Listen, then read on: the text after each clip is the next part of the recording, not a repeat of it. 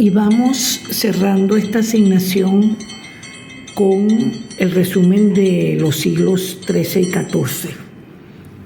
Refiriéndonos al siglo XIII y entendiendo que tenemos como fuente al autor Antonio Rivero, Historia de la Iglesia siglo a siglo, vemos que el siglo XIII hay una evolución de la sociedad medieval, se establecen las órdenes de religiosos mendicantes y que las cruzadas en sí ya van presentando signos de decadencia.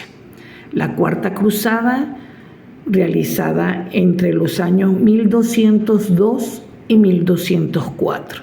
La Quinta Cruzada, desarrollada entre 1217 y 1221. Aquí esta cruzada se dirigió a Siria y a Egipto.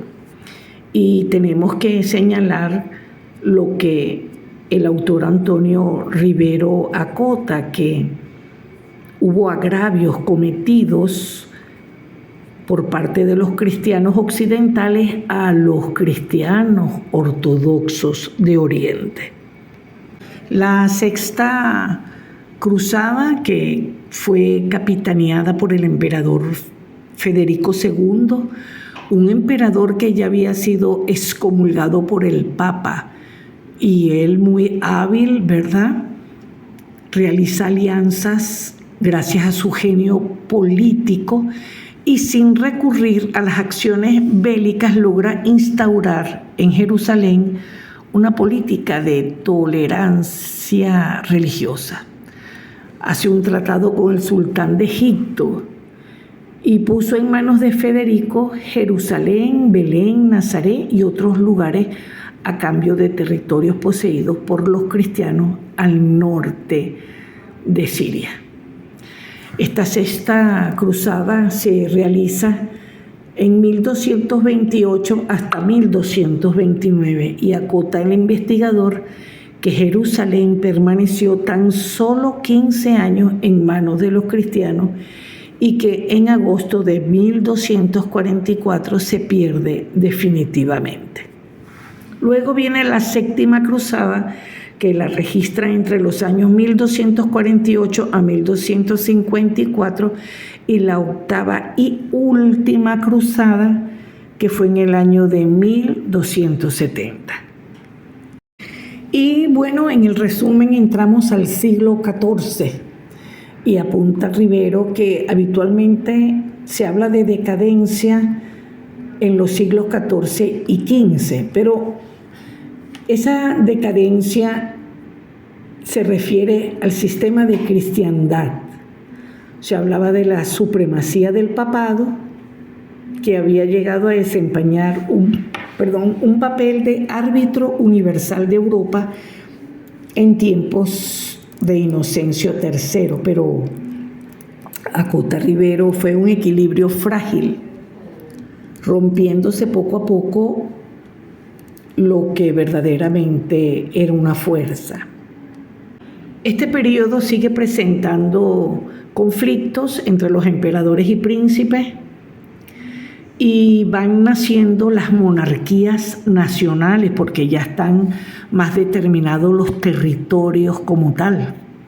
Y entonces, naturalmente, ya hay una afirmación de la autoridad y de los asuntos eclesiásticos en esos dominios.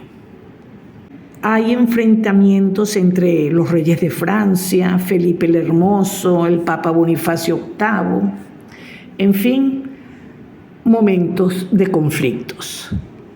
La monarquía alude a que es un derecho divino y se apoya fundamentalmente en un ejército permanente para mantener esa organización de burocracia.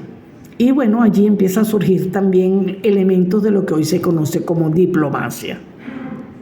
La realidad es que es un periodo donde se impone la reflexión sobre la naturaleza y dominio respectivo de lo que es el Estado versus a lo que es la Iglesia. Igualmente surge el nacimiento de lo que se denomina espíritu del laico. Hay que hacer la observación, lo acota Antonio Rivero, que es el autor que leemos, que el término laico no significa ser antirreligioso, sino persona que no es clérigo. También aquí se revisa el papado de Aviñón, cuando el papa era en predio de tierra francesa. Y en este periodo se da lo que se denomina el Gran Cisma de Occidente. El periodo está contemplado entre 1378 y 1417, siglo XIV, siglo XV. La cristiandad presionaba para que el Papa volviera a Roma, acota Rivero. El pueblo de Roma deseaba vivamente que el nuevo Papa fuese romano o cuando menos fuese italiano, para que se evitara que quisiera seguir el papado en Aviñón, que eran predios franceses.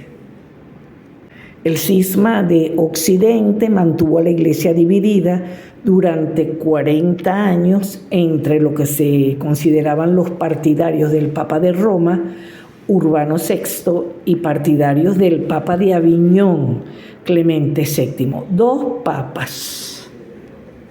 Ya para el siglo XV, porque estamos hablando de los años 1417, 1431, llega la peste negra y la gente lo alude a decir que la peste negra es un castigo de Dios. Los estudiosos afirman que la peste negra realmente aparece en el siglo XIV, en 1348, y refieren que fue una catástrofe de tal magnitud que se altera sustancialmente todo lo que es la situación demográfica y tiene una gran repercusión en todo lo que es el orden económico y social y por tanto la población europea que perece durante esta dramática experiencia. En este tiempo es bueno señalar que el número de universidades aumenta y que aunque la escolástica decae en la falta de creatividad, apunta Rivero, hay un gran afán por disputar sobre cuestiones que fueran vanas. Surge también la Guerra de los 100 años que se da entre Francia e Inglaterra entre el año 1337, siglo XIV, y 1453, siglo XV. Acotan los estudiosos que este periodo fue fundamental para el desarrollo de la teología cristiana y sentó de alguna manera las bases para cambios significativos en la Iglesia de los siglos siguientes.